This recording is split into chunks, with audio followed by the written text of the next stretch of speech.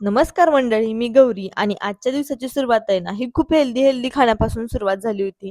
सकाळसाठीच पण नाश्त्यासाठी मी पालक पराठे बनवणार होती. पण सकाळी काही एवढा वेळ नव्हता आणि त्याला म्हणजे खूप गडबड पण होते आणि एवढी सगळी प्रोसेस सकाळी होणं शक्य नव्हतं. त्याच्यामुळे ना, हे पालक पराठे मी दुपारच्या जेवणामध्येच बनवायचं असं ठरवलं होतं. त्यानंतर ना, सगळी प्रोसेस करून घ्यायला सुरुवात केली. पालकाची छान अशी प्युरी वगैरे करून घेतली. पीठ आणि हे दोन्हीही एकत्र छान मिक्स करून घेतलं. त्यानंतर हे पीठ मळून घेतलं आणि एक जवळ अर्धा तास वगैरे ते भिजत ठेवलं. त्यानंतर ना, मी माझ्यासाठी मोसंबीचा ज्यूस बनवला होता. पण तो का कडू लागत होता तेच मला काही कळत नव्हतं. कदाचित माझ्याकडून त्याच्यामध्ये बिया पडल्या होत्या त्याच्यामुळे तो कडू झाला होता असं मला वाटतंय. त्यानंतर ना, मी लगेच पराठे लाटून घ्यायला सुरुवात केली.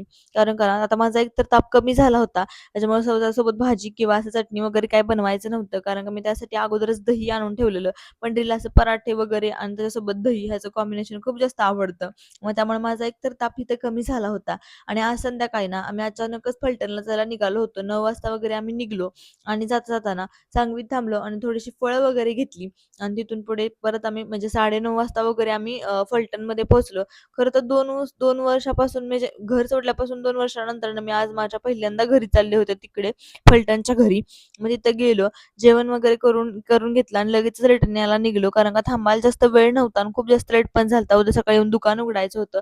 त्याच्यामुळे ना लगेचच निघालो आणि 11:30 वाजता जवळपास आम्ही बारामतीला पोहोचलो आणि माझा व्हिडिओ इथेच संपवते. व्हिडिओ आवडला लाईक करा, शेअर